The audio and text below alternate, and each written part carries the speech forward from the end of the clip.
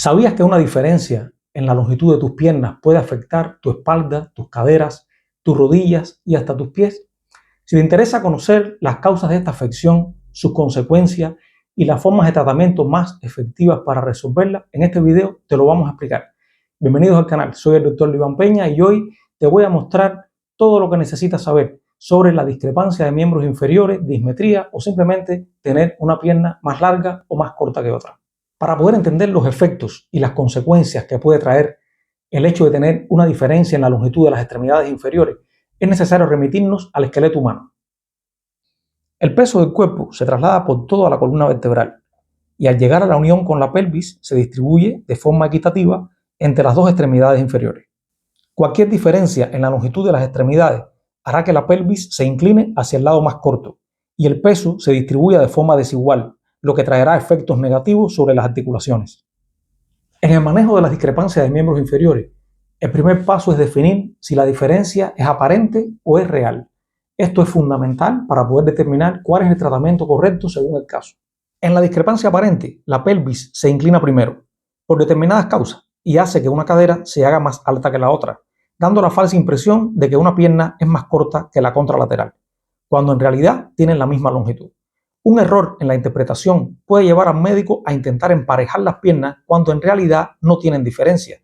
El tratamiento hay que encaminarlo hacia corregir la inclinación de la pelvis. De lo contrario, se provocarían mayores problemas de los que ya existen.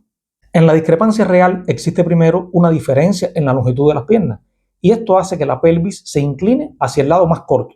En este caso, el tratamiento sí se enfocará a corregir esa diferencia, después de lo cual la pelvis se estabilizará y el peso se distribuirá de manera correcta. Para detectar una diferencia en la longitud es necesario medir ambas extremidades y comparar los resultados. En ese caso podremos detectar si realmente existe o no una discrepancia de miembros. Para realizar la medición de las extremidades inferiores utilizamos una cinta métrica común. El punto de referencia es la espina ilíaca anterosuperior. Colocamos el extremo de la cinta inmediatamente por debajo de la espina ilíaca anterosuperior de la pierna que vamos a medir, o sea la extremidad. Extendemos la cinta métrica hasta el borde inferior del maluro tibial. Es este pequeño hueso que hace prominencia en la cara medial del tobillo. De esta forma podemos tener una medición exacta de la longitud de esta extremidad. Este procedimiento debemos repetirlo luego en la extremidad contralateral. Esta medición brinda una idea de la presencia o no de una discrepancia, pero no es exacta para poder determinar la magnitud de esa diferencia. Para lograr ese objetivo es necesario hacer una radiografía graduada como el escanograma o la telemetría de miembros inferiores para poder conocer la diferencia exacta que puede existir. ¿Qué consecuencias negativas puede tener para el cuerpo humano el hecho de tener una pierna más larga o más corta que otra? En presencia de una discrepancia de miembros inferiores, la pelvis se inclina hacia el miembro más corto y como consecuencia de ello, la columna vertebral se desvía en el mismo sentido, creando una curva, lo que se conoce como escoliosis compensatoria. La columna adopta una forma de C y esta deformidad altera los movimientos normales entre las vértebras. Las caderas también sufren un impacto negativo. Las personas con una diferencia en la longitud de sus extremidades inferiores, mientras están de pie, permanecen la mayor parte del tiempo descargando el peso del cuerpo sobre el miembro más corto para poder tener ambos pies apoyados sobre el suelo, lo cual provoca sobrecarga en la cadera de ese mismo lado. Cuando la pelvis se inclina hacia el lado más corto, la articulación de la cadera del miembro más largo queda parcialmente descubierta, lo cual provoca también daños en su superficie. En conclusión, cuando hay una diferencia en la longitud de los miembros inferiores, ambas caderas se afectan y pueden desarrollar una artrosis precoz. Por su parte, las articulaciones de la rodilla son de las más afectadas en los pacientes que tienen una discrepancia de los miembros inferiores. En posición de pie, la rodilla de la pierna más corta recibe una mayor carga de peso, pues el paciente descansa sobre ella. Esto hace que reciba mayor cantidad de peso diario y se desgasta a mayor velocidad. Durante la marcha, la rodilla de la pierna más larga sufre más, porque el cuerpo sube y baja haciendo un recorrido mayor en cada paso, debido a la diferencia de las extremidades. Mientras caminamos, la rodilla se flexiona aproximadamente unos 70 grados en cada paso que damos.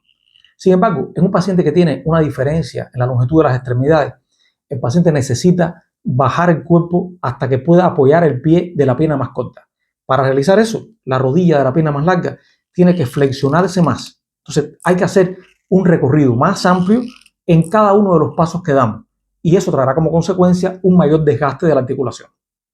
En una discrepancia de miembros, generalmente el pie de la pierna más corta sufre las mayores consecuencias. Por un lado, la mayor sobrecarga en las estancias de pie y por otro, el desarrollo de una deformidad en equino o puntera, porque el paciente todo el tiempo flexiona el tobillo para que los dedos lleguen al piso y poder compensar la diferencia con la pierna contraria. Esto hace que el peso del cuerpo se traslade hacia la punta del pie, provocando con el tiempo deformidades en los dedos, callos plantares y dolores en el metatarso. El tendón de Aquiles recibe una sobrecarga de tracción, pues se mantiene tenso por un tiempo mayor de lo habitual y puede sufrir lesiones como por ejemplo las tendinitis. La diferencia en la longitud de las extremidades inferiores puede provocar tres síntomas fundamentales. El primero, dolor en las articulaciones afectadas. El segundo, la presencia de fatiga muscular. Y el tercero, la presencia de una cojera o claudicación a la marcha. Pero los síntomas pueden variar de intensidad en dependencia de la causa que la provocó y de la magnitud de esa diferencia. Entre las causas más frecuentes de acortamiento tenemos las anomalías congénitas, en las cuales existe casi siempre una malformación asociada de las articulaciones de la cadera, rodilla, pie, entre otras partes de la extremidad. También los traumatismos, en los cuales puede haber, por ejemplo, una pérdida de un segmento óseo durante un accidente o una fractura que ha consolidado con cabalgamiento de los fragmentos y por tanto reduce la longitud de la extremidad, o cuando existe en los niños en crecimiento un daño de la placa de crecimiento de hueso y por tanto se detiene el crecimiento parcial o totalmente. También hay otras causas como las parálisis, las infecciones, los tumores que pueden también provocar un acortamiento en una extremidad. En el caso de los alargamientos pueden ser también provocados por causas congénitas o causas adquiridas. En general, en todos estos casos existe un estímulo que hace que la extremidad crezca más allá de lo normal. Te voy a mostrar ahora cuál es el esquema que la mayoría de los médicos dedicados al tratamiento de las diferencias de longitud de las extremidades inferiores empleamos. Este tratamiento va a estar basado fundamentalmente en la magnitud de la diferencia entre una pierna y la otra. Y es necesario tener en cuenta, primero que todo, que aproximadamente el 60% de las personas tienen una diferencia entre 0,5 y 2 centímetros entre un miembro y el contralateral. Sin embargo, muchos de estos pacientes no tienen síntomas y no necesitan ningún tipo de tratamiento. Cuando la diferencia es menor de 1 centímetro, casi nunca es necesario tratar, porque los pacientes no presentan ninguna dificultad. Si la diferencia está entre 1 y 2 centímetros, y el paciente no tiene síntomas, tampoco es necesario el tratamiento. Si tuviera algún síntoma como dolor, fatiga muscular, entre otros, entonces lo que hacemos es indicar una plantilla, un alza, un soporte, como se le dice en diferentes lugares del mundo. Esto es un soporte que se introduce en el calzado y que lo que hace es compensar la diferencia de longitud entre una extremidad y la otra. Si la diferencia está entre 3 y 5 centímetros, lo que hacemos es acortar el miembro más largo. Si la diferencia está entre 6 centímetros y 15, lo que hacemos es alargar el miembro más corto. Si la diferencia es entre 16 y 20 centímetros, hacemos una combinación de tratamientos. En estos casos, acortamos la pierna más larga y alargamos la más corta. Si el paciente tiene una diferencia mayor de 20 centímetros, ya se trata entonces de una diferencia severa. Y en estos casos, los tratamientos son más complejos y vamos a dejarte la explicación de esto para el final del video. Ahora vamos a pasar a explicarte en qué consisten estos tratamientos. ¿Cómo podemos acortar una pierna? ¿Cómo podemos alargarla? Hablemos de eso ahora. Las plantillas o alzas son uno de los tratamientos más utilizados en pacientes que tienen una diferencia de longitud leve, sobre todo entre 1 y 2 centímetros. Estas plantillas o soportes se introducen en el calzado para compensar esa diferencia. Se recomienda utilizar preferiblemente calzado cerrado y si es posible que sobrepasen el nivel del tobillo.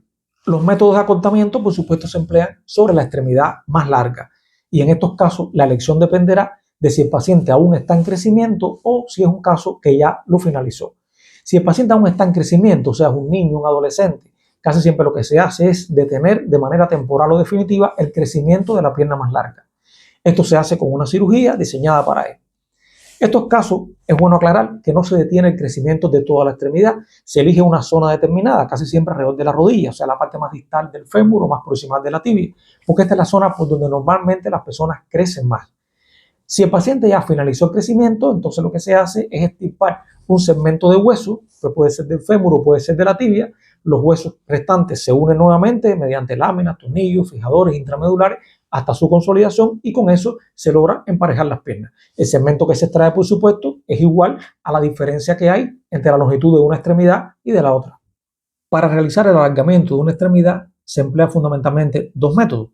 El primero de ellos y más usado en la historia de la medicina es el fijador externo. Y el otro, que es más moderno, son los clavos intramedulares telescópicos. El fijador externo es un aditamento que se coloca en la zona donde se va a realizar el alargamiento, tiene unas barras que van unidas a unos alambres que atraviesan la piel y el hueso. Se realiza un corte en el hueso y estas barras tienen unas tuercas, las cuales se les van dando vueltas de manera progresiva y a razón de 1 milímetro diario el hueso se va alargando. En el espacio entre los dos segmentos óseos va creciendo nuevo hueso que va adquiriendo las condiciones normales y cuando la extremidad ha alcanzado la longitud deseada, se espera a que ese nuevo hueso tenga la solidez suficiente y en ese momento se retira el fijador externo y se comienza la rehabilitación. Los clavos intramedulares telescópicos son un método de tratamiento más novedoso en el cual se introduce un clavo en forma de telescopio por dentro del canal medular, generalmente en el fémur. Se realiza un corte similar al que se hace cuando se utiliza el fijador. Lo único que esto es un método que va por dentro del hueso, no queda nada por fuera de la piel y existe un motor magnético que desde afuera de la piel va estimulando el movimiento de ese clavo telescópico. Ese clavo se va ampliando progresivamente, el hueso se va separando en sus extremos y en su interior comienza de igual forma que en el fijador a crearse un hueso nuevo.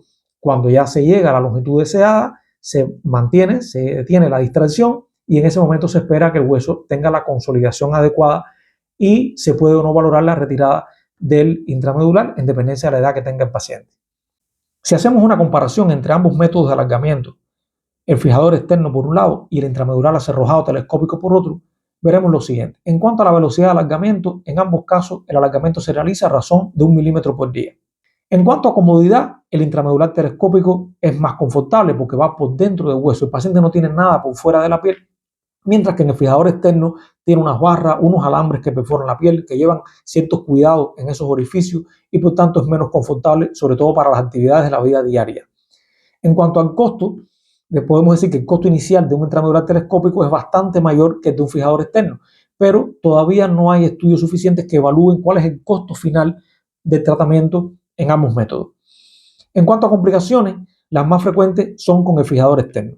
Los resultados, sin embargo, son similares con ambos métodos, en cuanto a que con ellos se logra el objetivo de igualar la longitud de las extremidades.